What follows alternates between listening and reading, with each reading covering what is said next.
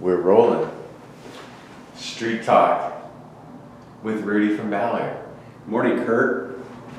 It's afternoon, Oh, sir. it's afternoon. Time flies. Time flies when you're having fun. Well, you know, it's all a process. It starts early in the morning, hitting the streets, and then a few little stops along the way, meeting and greeting people along the way. I got a great gig. I mean, being a gardener and working North Seattle, where I grew up, and hitting the areas that I grew up and seeing some of the same people that I grew up with is a gift. God, the only gift is listening to you right now. Well, That's I the don't only know about gift there is. listening to me. Not everybody enjoys this tone or this look. Fuck 'em. I enjoy it. Well, it's important that we share our experience and hope for North Seattle. That's right. North Seattle doesn't have a person speaking for them. A lot of people speak about North Seattle, and those along the way don't get hurt. And so I'm here to bring a voice to those that share my common values and beliefs, and not everybody has to agree. We can agree to disagree, but we don't have to knock each other over the head and create some sort of bonk that happens amongst some of our groups, like My Ballard. My Ballard is a neighborhood group that is, first of all, I want to make it clear, not everybody from My Ballard is for or against, but I'm pro-police. I support the cops, but I also support public health, and they both go hand in hand. And the stuff that I see on our streets, and those that want to narrate the events, the unexplainable events that we're faced with in North Seattle, get shamed. And it's real easy to blame law enforcement for things that are out of our control. And what I've learned over the past couple of weeks is working with some of our neighborhood groups is I bring these concerns from those that care about North Seattle to our neighborhood groups, especially like scenes of violence. Why are we having scenes of violence? Is it the mentally ill? Is it substance abuse? I honestly believe a lot of it has to do with substance abuse, that is being diagnosed by saying that the person's mentally ill. Because most people that have an addiction, it takes 60 to 90 days to get rid of the craving. And until that craving is gone, there's no freedom. Freedom is that gift to be able to learn a new quality of life outside of drugs and alcohol. That many times the symptom of mental illness will go away because that need, it's like this grin and bear it. God, I just need to stop. I can't stop. And so what happens is a lot of times, if a person doesn't get it, they act out. And it's easy to play doctor from social media, and there's a process. Well, what is the process? The process is to get an assessment. Many people on the streets have been given an assessment. If they haven't, then somebody needs to help them get an assessment so that they can go in and get the many slots that are available for those that we see on the streets into mental health and addiction services like Patricia Steele over at 4th and Jefferson. There are slots available for anybody that they go in, they can get their medication, whether it's for mental health or for addiction. I mean, they can get it within 24 to 48 hours, but they have to show up. Isn't that the issue? Isn't the issue that people have to want to get better and we are incentivizing maybe not getting better in our society? Well, the many people I hear that from my Ballard and from like the North Precinct Advisory Council or from Ballard District Council or some of these other neighborhood groups is it's a show and tell without fact. And for a good example, this past week, there were many people in where I live, in North Seattle, concerned about the scenes of violence. Something that occurred on 145th and Aurora, something that occurred over in Lake City, something that occurred in Ballard. And there were all these different people assuming what the issue is. And so I brought it to attention to one of our neighborhood groups and asked the question, what happened in Ballard? Question was never answered. And so what we have are these people that are on social media assuming what the issue is. Well, it's a process. We need more mental health services.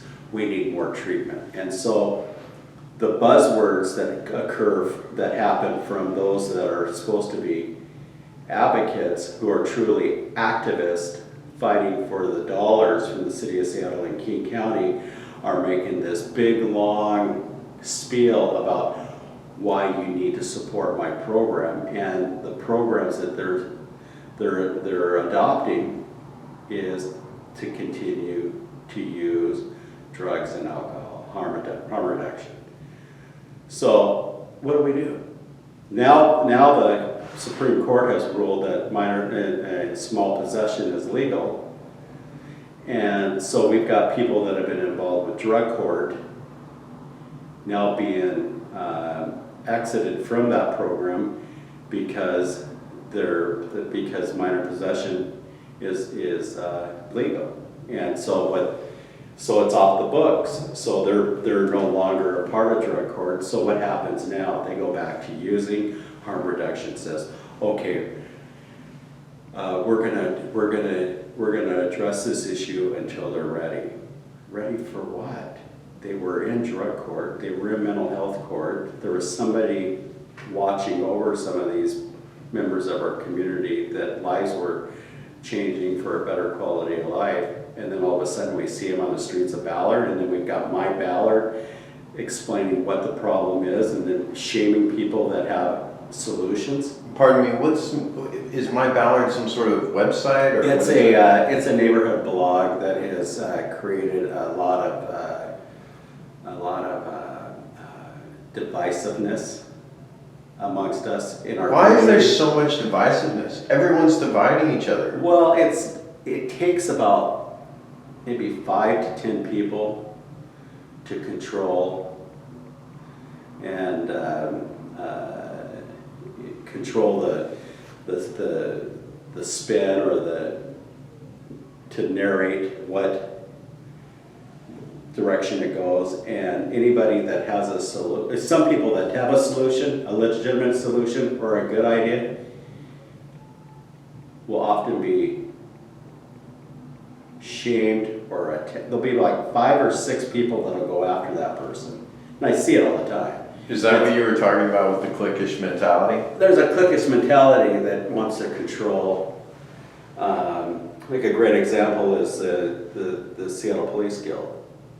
Okay, they're going after them. They're going after Sheriff Fortney in Snohomish County, and based on things that are just not true. I saw it today with Brandy Cruz at Q13. I don't mean to mention her, but I mean that's where I saw it. And there's a little flyer going around about Sheriff Fortney, and it's caused great concern amongst the family, but they don't care. They'll take down anybody. They've come after, we've got certain groups that have come after me. They can come after me, but I'm still here, and I'm still picking up litter. I'm still picking up the syringes. I'm still gonna be cutting hedges. I fought and battled my way through addiction, and by the gift of God, I didn't listen to the buzzwords, and the harm reduction people or the activists out there saying, leave them alone, leave them alone. I had people that held me accountable and encouraged me to stay clean, stay sober, stay the course. And it was my doctors and counselors that, and my community that believed in giving me another chance. And I'm not saying I'm a know-it-all, but what I do know is by listening to the doctors and not listening to my Ballard, I got sober. Because my Ballard tried tearing me down early on in my recovery, and that's okay. That helped build character, made me a stronger person, and I actually appreciate my Ballard and those that were a part of the spin of calling me shameful and Isn't it interesting? mean-spirited. Isn't it interesting the distinction between what they will go after people for and what they will not, and what they expect the government to mandate and what they don't? And I'm speaking broadly of they, right, as I think general Seattleites, let's just say, like in general, a little bit left, we'll just say, but they have no wiggle room for things like wearing a mask and distancing and all of this. But when it comes to defecating outside, or when it comes to littering, if you're a certain type of person, just completely look the other way. It doesn't matter how many environmental concerns there might be to that. It doesn't matter how many even health concerns there might be. You know, people will, I think we talked about this last time, people will look back and they won't think of us as being a very noble society that really tried to help those who were down and on their out of their luck. They're going to look back at us and say, look at all this corruption, look at all of these interest groups that squeezed money out of the system, out of society, to try to just better their own interests and not really to help problems and not to solve big issues that we have in our society. I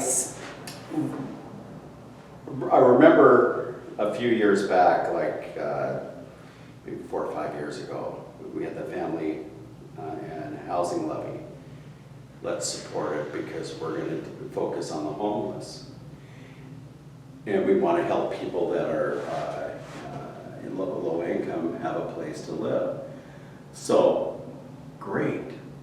I support that. Not everybody agreed with me. I mean, that's my vote. So I voted for it. The problem got worse. All of a sudden, we've got a lottery for housing. A lottery for housing. And why not create these small little units and like an Oxford house for sober housing?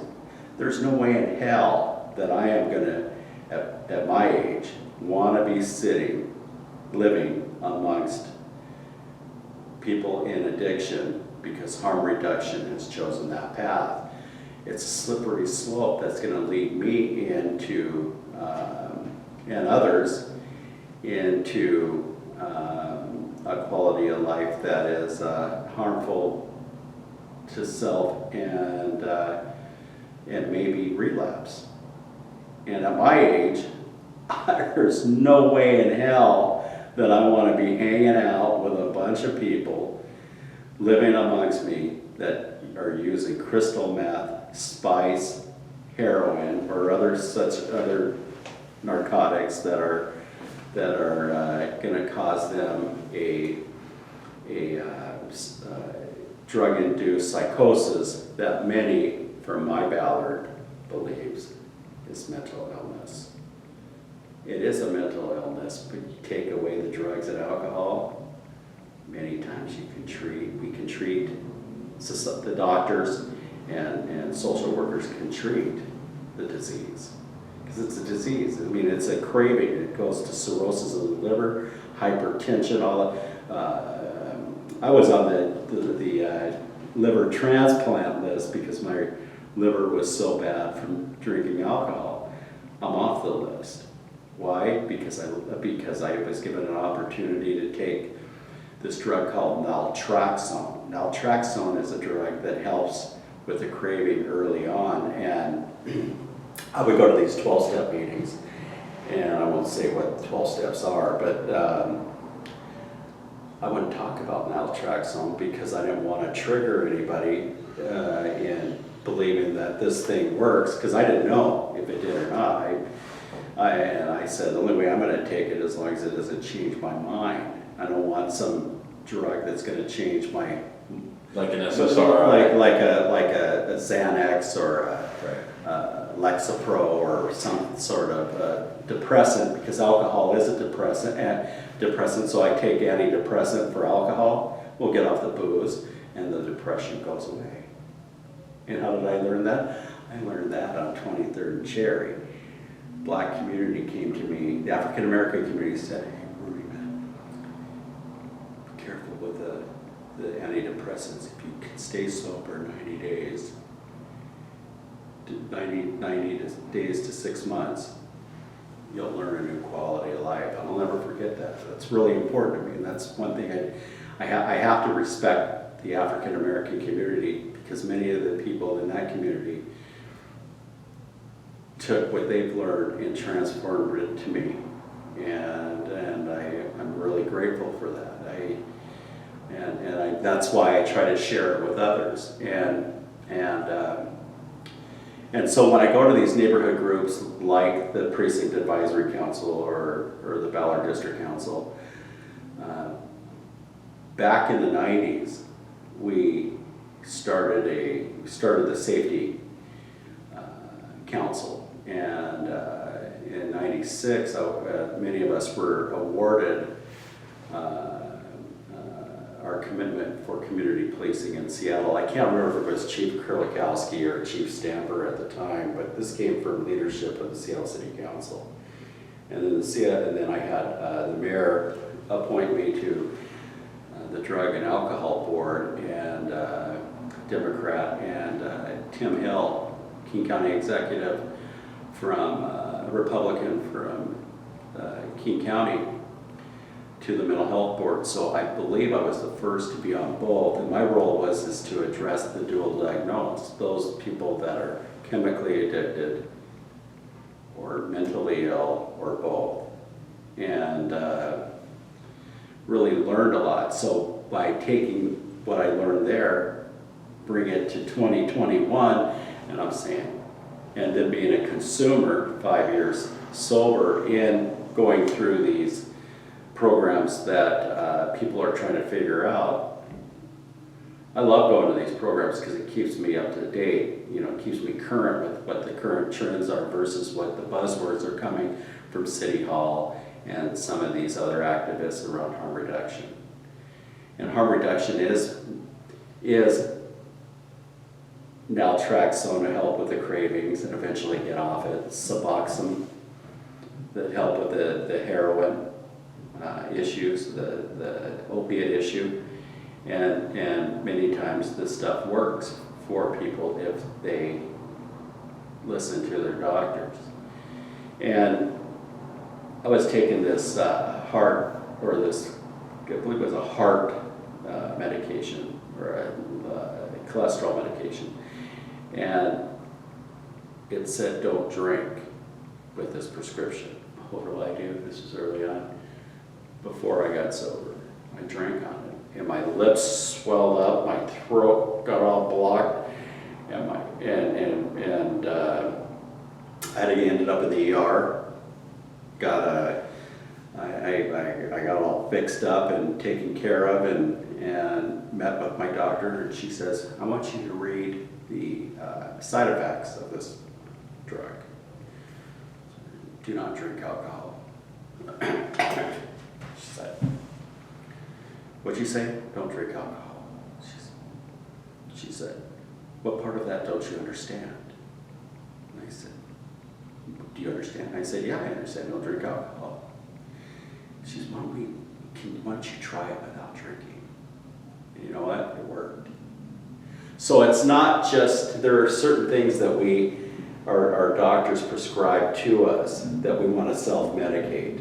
And what self-medicating is the same way that's happening with my Ballard on how to treat us addicts and people with mental illness. And it's not flying.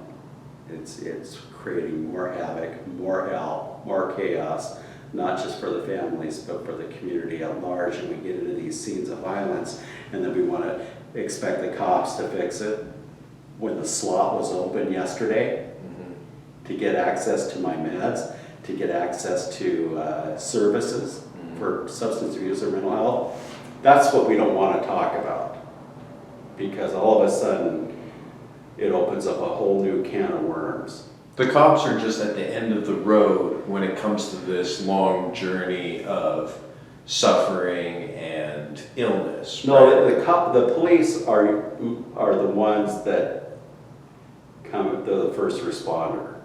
So they come in, and then you get fire, you come in, and then you get the ambulance, and then you get the ER doctor and staff. And nobody talks about the violence that occurs to the ER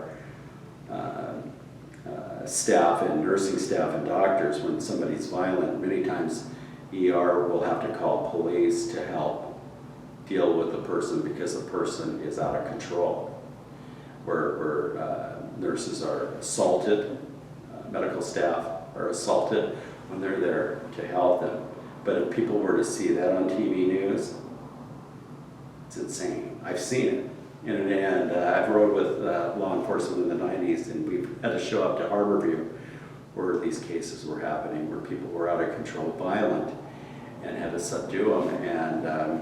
And many people, when they get to that point, have pre-existing medical problems like hypertension, high blood pressure, esophageal varices that are in the esophagus, and if they blow, you can suffocate into your own blood and vomit, and then no more quality of life. It's done. And then all of a sudden we're blaming the nursing staff or the jail staff or the cops. I'm not saying it happens every time. There are cases that are obviously warranted for excessive force, but not everything is. You hold somebody that's violent, we're calling 911. We see somebody that's violent toward one of our family members or ourselves. I'm not a cop or a social worker. It's not my role. My role is to pick up litter, cut grass, take care of the client and the community. And that's what police are for. That's what fire is for. That's what the social worker's for. And I need to separate myself. That's why I call 911 or the non-emergency number, or work with like Crime Stoppers. And that's important to me to be able to look at other groups outside of, if the neighborhood group's not working, I'm going to find somebody that does to help us. And a great example is working with Crown Hill and Aurora. You know, bringing Crime Stoppers out and having a conversation with Jim Fuda from Crime Stoppers. Being able to get James Donaldson, former Sonic, to come over to Crown Hill and meet with the office manager and staff about their safety issues, and being able to do this podcast and get this word out. And at this point, I'm very serious about we need to reform a safety council in North Seattle that reflects everybody in the community and gets their concerns addressed versus show and tell. Yay, show and tell. Hey, well, you know what? That person really annoys me. We're just going to leave it. Well, I'm sorry. There must be some sort of a glitch or something because we weren't able to get that quick. For how many years is there a glitch, whether in person or outside? And I'm not the only one saying it. And it's something that is being discussed, and that's why I brought out Jim Fuda from Crime Stoppers, because we don't have a crime prevention coordinator in North Seattle, but all the other precincts, East, West, and South, has a crime prevention coordinator, but we don't. So we're going to depend on our safety council to rally. Yay! Not going to happen here. It's not going to happen. And I'm not bashing it, it needs to be, I don't believe it needs to be dismantled. I think that we did it in '96 and it's still rolling. What, at 2021? That's a good deal, that's positive. However, North Precinct's better than this and reflecting the communities that it's supposed to represent. And Crown Hill was not up top of the list. The shooting in Ballard was not top of the list. The shooting and violence and other scenes of violence amongst our youth is not the top of the list. And mark my words, youth violence is going to be the new buzzword over the next year or two. And it goes back to when Yin Louie was murdered there in South Seattle. Cheryl Chow came out and started a youth violence, gang violence forum, and we were all a part of that. So the bottom line is that this is an opportunity to hopefully get people more involved, more engaged, start asking questions of our leaders and the activists. And don't be afraid to ask. But those people that are if they're gonna have a council, they can't be like my Ballard. They can't be like control the message, control the audience. Their freedom of speech is being able to hear things that we don't want to hear, as long as it's not harmful to self and others. And there's some things I won't bring up because, you know what, it's not my place to bring it up. It's the captain's responsibility to bring it up. It's King County Public Health to bring up, and whoever's on the King County Health Board and whoever is chair of that needs to take care of Crown Hill, Ballard, Lake City, North Seattle. Okay? Don't leave it up to the citizens to babysit something that is not our job. But don't you think that's part of the problem? Don't you think part of the problem is that we've given up the responsibility of being involved in our communities to the state, a large part, not you, but a lot of people have. And in so doing, they've lost control over their community. And now even if they go to an organization like the North Precinct Advisory Council meeting, even if they send messages and emails to the mayor's office, even if they make a big fuss, you know, nothing seems to change. And it's because I want to know what you think, I think it's because this ship of government is too big and we can't turn it very well. It's not very nimble, right? That's the biggest problem, or one of the biggest problems with allowing the government to be the ones who are in charge of all of these vital issues like public safety and health and all of these things. If we all did it as a community instead, maybe we could do it a little bit more effectively. I mean, I think you clean the streets probably more effectively than the city does. You do the landscaping more effectively than probably the city does. I think, I see the Parks Department out there working their tail end off. There's only 20 of them. But you know, we tip our hat to each other. There are people that are delivering the packages, delivering the mail. We tip our hats to each other. We're out there seeing people getting picked up and dropped off through Uber and cabs and stuff like that. Tip their hat to them.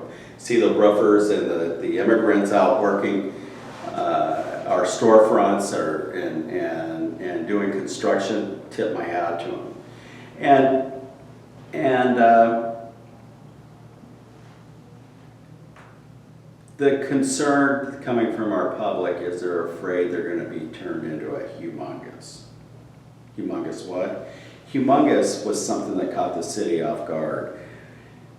And all of of a sudden is posted on, gone viral on social media. So what happens are these hacks that are out in the PC world will take a certain 3 seconds, hacks, and they hacksaw the footage, and they go, humongous what, humongous what, humongous what. And I'm some gardener that all of a sudden is seeing this stuff going, oh my God, that's me. Where did they get that from? Well, they got it from City Hall. Well, why did they get it from City Hall? Because I had some female that was a goofball asking my name, and what I should have said was, I could have used anything, really. I think it was perfect. My name's Fagin Willie. Fagin Willie's Fagin Willie is like fake Willie. I mean, I could have used fake, the whale. Right. I could have used Fagin Willie. That's not effing Willie. That's just Fagin Willie. I could have, but I got this humongous thing from working with KISW back in the days when we were trying to come up with an acronym for fake Willie. And but I remember that one. That was always stuck in my head. So when I said it, I was trying to get her off my ass because I didn't want her to confront me regarding my kid and why I was there to support the cops and others for helping me help my kid get access to treatment, and it turned into a racial warfare.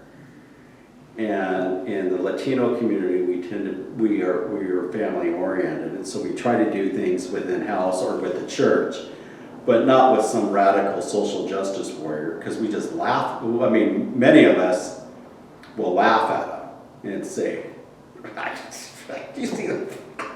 You know, call me Chili." Call me Chili, that's my nickname for someone in the Latino community. I had to look that up because I'm not very good at Spanish. You know, so, and what this hacksaw did to me is didn't ask me about my past. Because growing up as a kid, I could read, you know, and be an olive. And during the Vietnam War, we started having refugees coming into our school systems. So, because I could read, they wanted me to be a tutor to help some of these young kids my age learn English so they could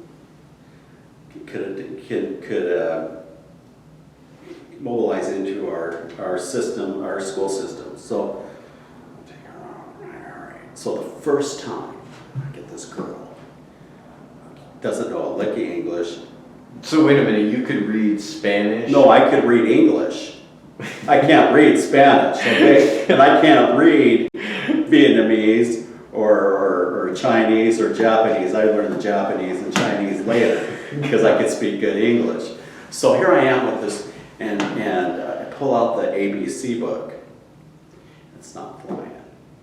So I pull out this book with chopsticks, and there's this Chinese character with chopsticks, and I said,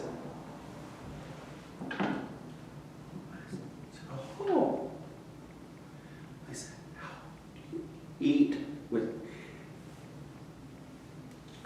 Gets her little lunch pail, pulls out the sticks, and started teaching me how to use chopsticks.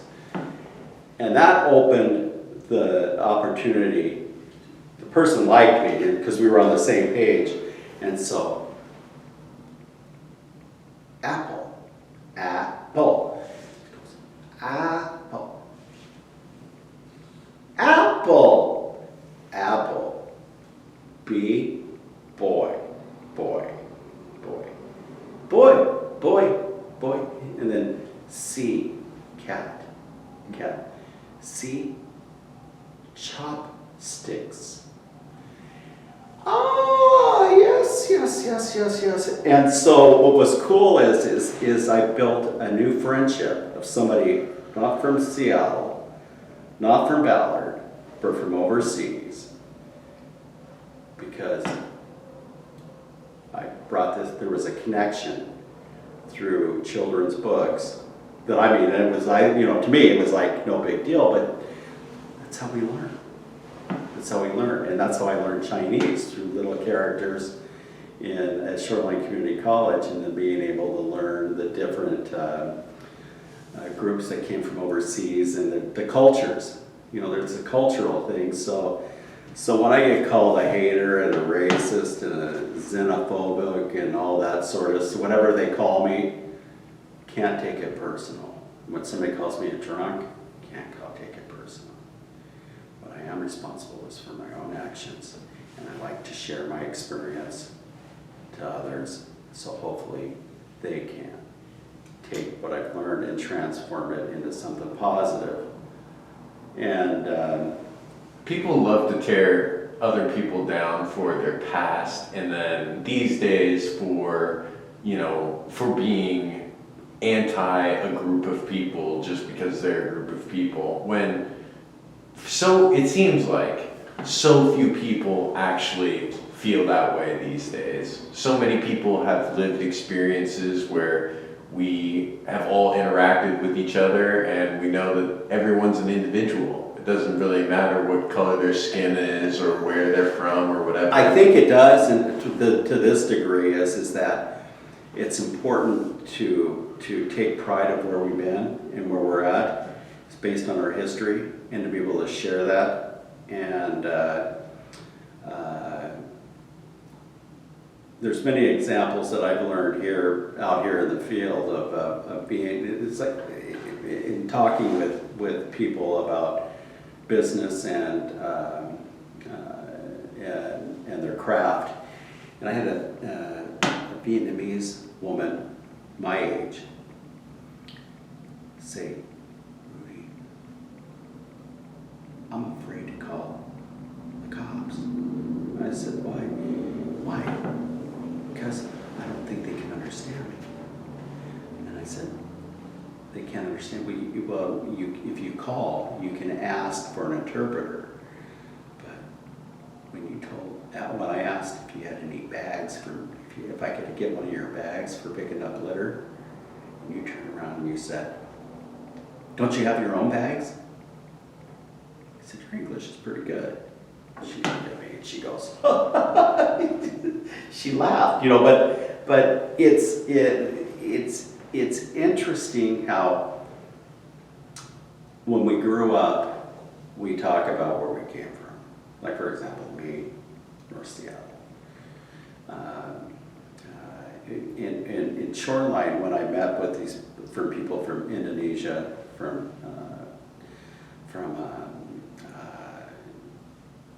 Japan, from Taiwan, from India, they would share their culture with me about where they were and how it's different here. And I think that's pretty cool. And so it helps me to be able to understand when I go into a place that is different from where I'm from, is to be able to respect that. And I had Arab Muslim roommates, and they pray. And being the goofball that I can be, I knew when they were praying, the goofball stopped, because they were praying, and I respect that time of prayer, and got along just fine. And that's because I'm a Christian, didn't change the fact that I was better or more or less. I gave them that time to pray, and then afterwards we all could be goofballs or do our stuff. And people would ask me, "Aren't you afraid to have them in your house?" And I said, "What do you mean?" I said, "Well, the terrorism and stuff." I said, the only thing I'm worried about is when, I'm not gonna say their name, but they know, is when they stick a burrito in the microwave and they leave it in there too long. It blows up. So I've told them, look, read the directions. You just can't put it in there and assume it's just gonna cook and you can just leave it. Because there were several times where that dude was just poof, like that. Try and it. I said, that's the only thing I'm worried about, because they're great roommates. They're the greatest people. We cook together, we eat together. You're truly a man of the You people. know, I think it's important to understand that we need to respect each other's culture, but I don't need to force it on you. My most important task is to get up in the morning, not be a lazy bum, and go out and produce. A lazy bum, what does that mean? Well, is that sensitive? Well, We for me, apologize to the you know lazy what? I just bums said out lazy there. bum. For me, is I have a little respect for myself, and I have to be able to. When I go into a Starbucks and I ask for a cup of coffee, hey, give me a cup of coffee. They ask, do you have $2.99? No. Well, I can't give you a cup of coffee. Well, don't you know who I am? I want a cup of coffee. No, you need $2.99. So what I do is I get up and I go pick up litter, trim shrubs, cut grass, so I can get up the next day and have $2.99, so I can go get that coffee. Just like they're out there working to help pay me to cut their grass.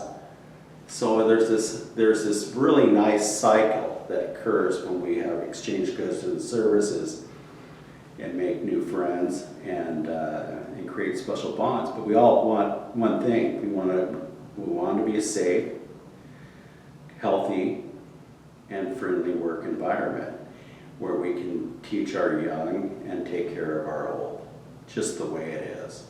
And the stuff that's going on in Ballard, in Crown Hill, and these scenes of violence in North Seattle has to stop. Otherwise, it's just going to get worse, and we need these councils to start embracing new ideas because they're stagnant. Yeah, but what are those ideas? How is it going to get better and not get worse? Start looking at the tangible items that are. You look at what we have. A shit storm? I mean, the shit storm is PC because we're afraid to say something about somebody that oftentimes needs to be held accountable based on our social and community norms. And we have rules that are applied to everybody, yet what we've created with the political correctness in Seattle is selective enforcement from one group versus the other. And We've never had a system where there hasn't been selective enforcement of the laws. It's a new form of it now, where in some weird twist of fate, the people that are homeless and committing crimes are the ones that aren't being prosecuted. It used to be that, rich people wouldn't be prosecuted for their crimes, or black people would be prosecuted, black and Hispanic people would be prosecuted more for their crimes. But now we have all of that plus this new version of selective enforcement. And it all seems to me like maybe the reason why we have this selective enforcement is because we have these arbitrary nonsense laws. then they need to be repealed through. When's the last time a law got repealed? That doesn't happen. It doesn't, because we keep expanding. Well, They'd rather make three more laws. No, we just have one. with the state Supreme Court by making small possession legal. That's true. And so with that, it's opened up a whole Pandora's box, and those that were playing by the rules, their cases have been dismissed, and they're being exited from drug court, and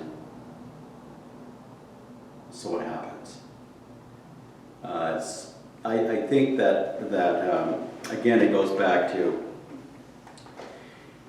if the laws that we create here, local is global, and so locally, if we're going to play rule maker from City Hall, and then the courts are going to start deciding who is going to be addressed.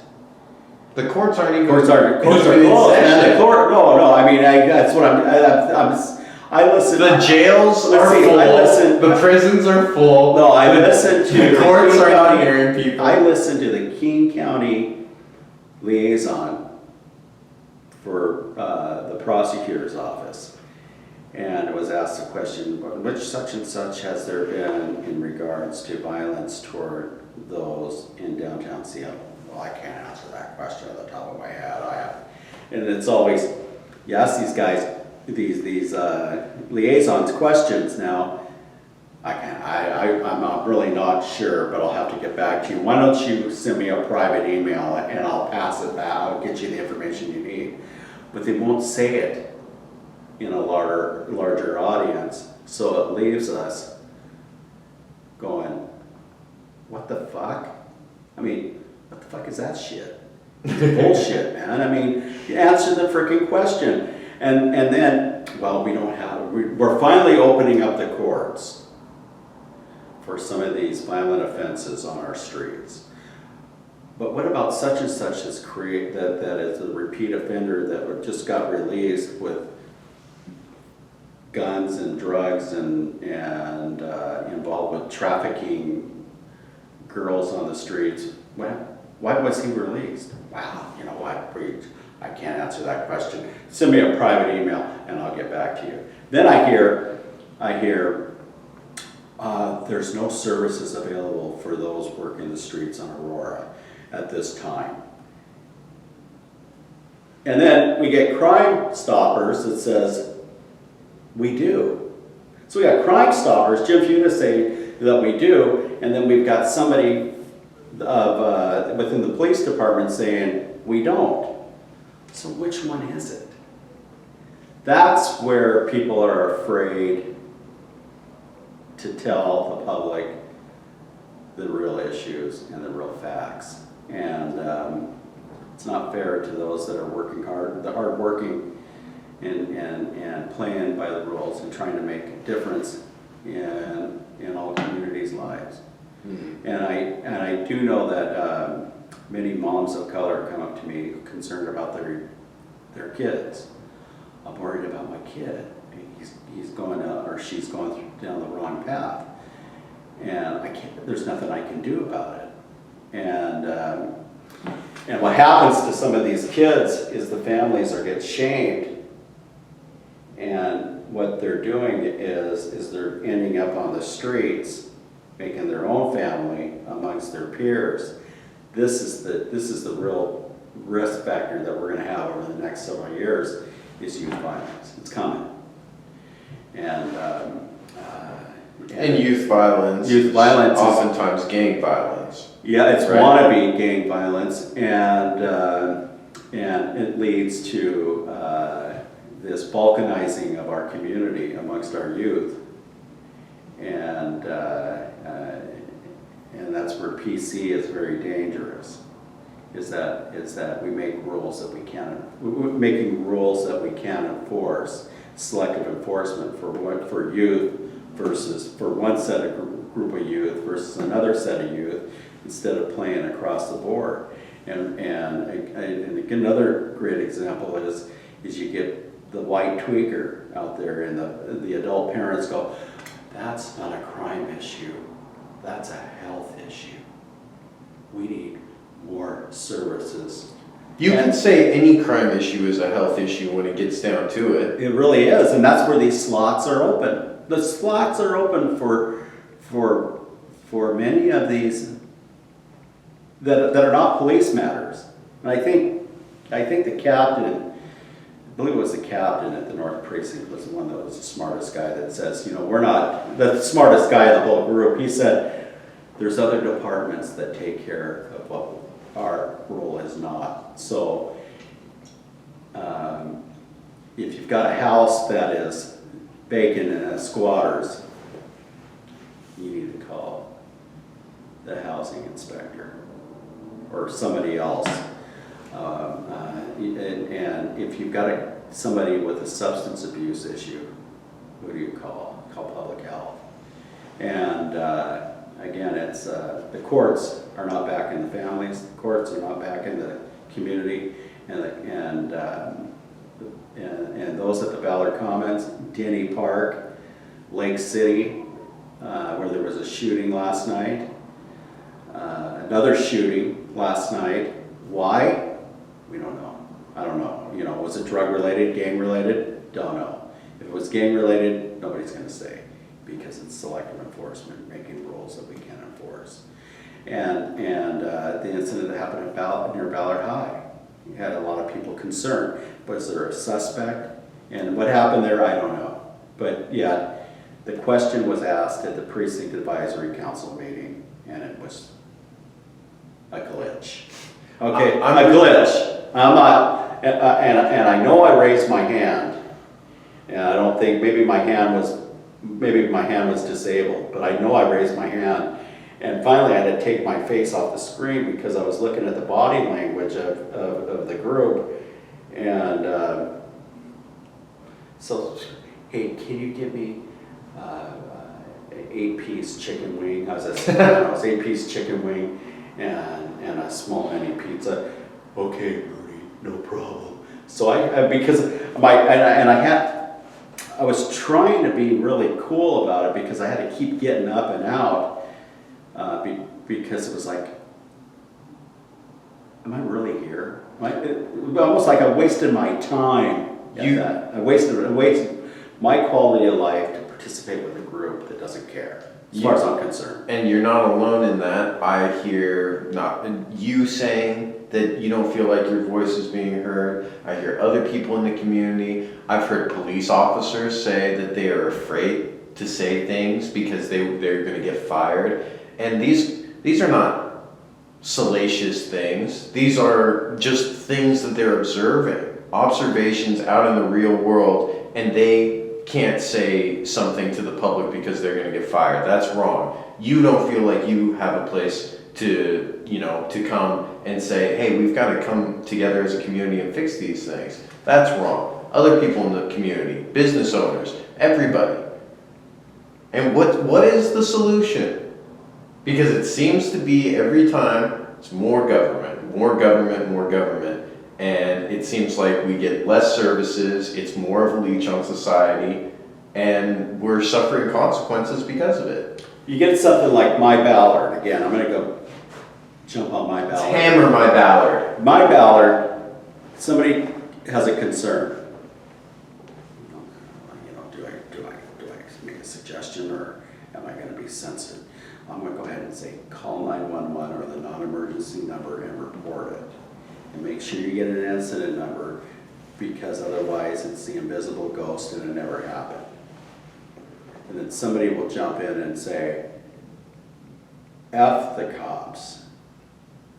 Don't need cops for that. And so all of a sudden people become afraid to express. And the group has a right to pick and choose over the type of dialogue it wants to have. It's not my site. The group has a right to choose, but if the group is designed to be an open forum where people come to discuss their opinions and then they start selectively processing those opinions, then it's no longer a group forum. Then it's just a group of people that are curating, their own vision of what the people want. You know what would be really neat? Let me say neat. is to invite a few of these admins from either my Ballard or other groups into the street talk conversation sometime. Anyone's invited. You know what, I think that'd be really, I think it would be a way of being able to explore and create some sort of understanding of the do's and don'ts of some of these sites, so that it doesn't go across the board. And again, I know this for a fact is that people have a right to their opinion, and how do I know? Because I mean, I don't have a problem being bashed,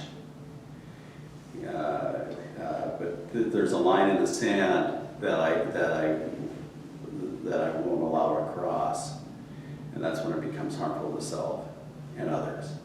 And I'm not going to punch you in the eye and spit on you and call you stupid idiot without a consequence, because spitting on the eye is an act of aggression, and I wouldn't want you spitting in my eye and saying, "You nasty, no good heathen, visually challenged piece of art. You know, I don't like what you said on that." You know, Yeah, save that and talk. so but to call me that, well, the other day I'm with my mom, and I have to take her to the doctor. To get her to she goes to the doctor, and she needs somebody to go pick her up, you know, because she can't drive. And she didn't know it was me coming, so but anyway, so I go into the clinic dressed like this, and she's pissed. She's just pissed. She says, "Oh my God, I am so embarrassed. I need you to get a haircut and shave." I said, "Well, I'm a gardener." "I don't care what kind of gardener you are. You can at least clean up when you come get me." Well, that's cool with me. I mean, that's constructive criticism. You know, it wouldn't hurt me to get, and I do have a haircut planned for Tuesday. And I'll get a good shave, thank you very much, and I'm going to clean up and get ready for spring. So, but that's what our moms do. They keep us in line. Our parents keep us in line. And They do. You know, and we don't have to agree with them. No one needs to keep you in line, sir. That's why you're here, and that's why we're discussing these things in an open forum where we control it, where we won't be censoring ourselves or our guests, and we can talk about the real issues. And so, I know we're gonna have some guests here coming up, which is gonna be, I think, really exciting. Is there anything that you're looking forward to in this weather change moving into spring, as in your gardener role or in your role observing Seattle, or do you have any predictions for how things are going to go down in the next few months here? Yeah, Seattle is going to see a diversity of color. I'm not talking people, I'm talking flowers, and the cherry blossoms, and the roses, and the magnolias, and the Vulcan magnolias, the periwinkle, and the birds are going to be chiming in with music, and it's going to make Seattle beautiful again. Okay? And I want to finish it on this note. I want to thank our law enforcement, who are patrol officers, who are on the streets and allow me to be able to sleep at night and feel safe on a day-to-day basis. I salute you. Support the cops. All right. Anyone else that you want to salute while you're making salutes out on the street? Well, there's so many people out there. I think, you know, the hard-working middle class that's out there busting their tail during this pandemic, making sure Seattle stays afloat. I mean, those guys, the men and women out, including Eddie Devine. got that. Bring Eddie on board We too. invited Eddie. Eddie, come on, Eddie. God, we find some time management for us. Oh no. Come on, man. He's not gonna. He doesn't wanna. Oh man, but he's getting in shape. He's been he's been doing this fitness challenge, but That's good. Hey. Push-ups. push-ups and squats, That's good. body weight stuff. Yeah, he's gonna start getting snarky with me when he sees me out on the streets, I'm sure. Yeah. He says, "Why don't you do what I do?" I said, "Eddie, don't want to be you, Eddie." I want to start a Ballard Gardner Street duel between you two. You guys can have a duel. You know what? We're gonna need to bring Guillermo and Jalisco and the other guys, and we'll have a challenge. Okay. Bring a Tim aboard. We can have like garden talk. Garden talk. Garden talk about. Doesn't Cisco have that kind of corner? Cisco's not us out here in the field. Cisco's great. Ed Hume, great. I remember watching Ed Hume as a kid, and then Gumby, and that was the only thing that was on first thing in the morning. Is there was the church, and going, okay, and then the next thing is on Sunday mornings, Ed Hume, and that was all there was to watch, black and white TV back in the days, and so I'd be sitting there watching Ed Hume. I like this. So I practiced taking what Ed Hume did and then get these little milk cartons, little egg cartons, and I'd stick a little dirt, and then I'd go buy some seeds, stick them in the window, stick a little plastic over it, all of a sudden start growing. Whoa, that's cool, man. So we lived on Aurora, down there on 109th and Aurora, because I had a good window that I could do that.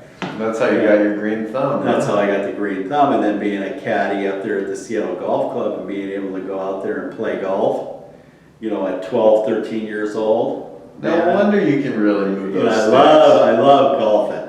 Golfing's great.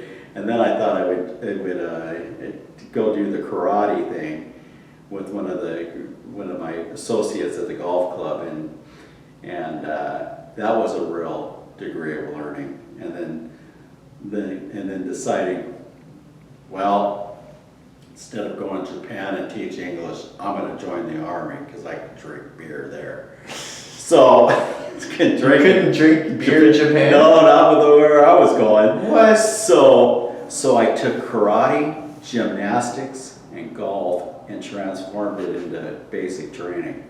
And I swear to God, that saved my ass. I mean, but I'll never forget it. You 17 years old, getting off the plane in St. Louis, getting on a cattle truck and going, oh my God, what have I done? And it was brutal. So those are, you look back at our past, my culture, again. God, your culture. My culture is being a kid from, we were the Chicano kids, and that's slang now, and then becoming a Hispanic, and then becoming a Latino, and now I'm becoming a Latinx. And so I just go all the way down the road. What is a Latinx? Well, that's not me. And so now I just kind of roll with it. And I know Street Talk has gotten very progressive this episode, which I appreciate. I love how soft and pure your heart is. But can't we all just be people? And yes, we should celebrate, obviously, all the different cultures and cool aspects and things that we appreciate about each other, our differences and all that, but can't we just be fucking people? Can't you just be Rudy from Ballard? Well, there's not another Rudy from Ballard. Well, when I fill out the application, it doesn't to be say Rudy from Ballard. What's your ethnicity? It doesn't say Ballard. Those applications are BS. English or other? Doesn't say Ballard. Other. Ballard. And so for me, as a Ballard kid, growing up in a system of busing, in the 60s and 70s, and being able to teach people coming from overseas English really crafted or made me who I am today, as being able, if you can understand the Norwegians and the Swedes, I mean, that's where I learned this you know, these different tones from the Norwegians. It's not duty, it's Rudy. And I'm going, and so that's how I was able to understand other languages, is because like the Danes, and then you get the others in our Scandinavian culture, you know, and they didn't people say, you've been brainwashed by the Scandinavians. And I said, they sure as shit didn't get me eating lutefisk, I'll tell you that right now, because that stuff is nasty. Pete tried to get me to eat that bullshit. No, man, forget, have you tried it? No. Man, I but you know what? There's people that like it. Well, yeah. I mean, I think, isn't it kind of fermented, like pickled fish? Yeah, it's, I like certain fermented things, but every culture's got their own version. I don't like menudo. What's menudo? Menudo is Mexican. It's a soup. Menudo is, I may be even saying it wrong. What kind of Chicano are you? You know, I mean, How dare you? I'm a Fake-ano. No, wait. This is Chicano. No. I had this black guy get really pissed off at me one day, How dare you? and he says, Rudy, you ain't no fucking Mexican, you're a fucking Chicano cracker. And I go, because he was really pissed. I said, What did you What'd you say? What'd you say? He said, you fucking heard what I said to you, you fucking bitch. He said, you're a Chicano cracker. And I go, back off for a minute. And I go, you fuck you laughing at me for? I said, I'm not laughing at you. I've never been called that, and I think that's really funny. And I started laughing. I said, that's a good one. And then we weren't pissed at each other anymore. Wow. I mean, there was a love fest. I said, right there, baby. He said, right there, Rudy. All right, cool. Man, I didn't mean to call you that shit. You're fucking cool. I said, you know what, don't take it. No problem. But caught me off guard. Mm-hmm. You know, you hear some of these words and a little bit of anger. And but I tell you, in rage and anger, I don't use the C word for the lady. And I don't use the N word for anybody and okay? C word is getting a good old ass whipping by the lady. And the N word is disrespect. So I mean, it's out of my vocabulary. So ladies, I just want you to know. Wow. We have our limits. This is good. It's good to know where we stand. Well, thank you for this opportunity, and again, I want to thank Seattle Police Department and others, Snohomish County Shoreline and Puget Sound area and Crime Stoppers for their hard work in looking out for the safety of all of us and all our communities. Awesome. That's always a good thing to do. And James Donaldson for showing up to the former Sonic, who showed up in Crown Hill to talk to some of our friends there at the dental office, and it was real positive, very, very positive. We'll see, maybe we can, well, we won't tease any more about guests, but maybe we can get some good guests here in the next couple weeks, make this a more consistent show. I think the streets of Seattle, especially North Seattle, need this show. This opportunity to get the word out about what's going down and what's happening in this community, and see if, you know, maybe people care. Maybe if they want to make some changes, if they want to try to take back, a little bit of control of their community collectively as a group, right? But yeah, let's see where we can go with it. And again, it's not a me thing, it's a we thing. That's right, baby. Yeah, that's keeping the 3 fingers up and taking 2 down is not the one. Okay? Keep it 3. Me, 3. But not 1. All right. Good night, everybody.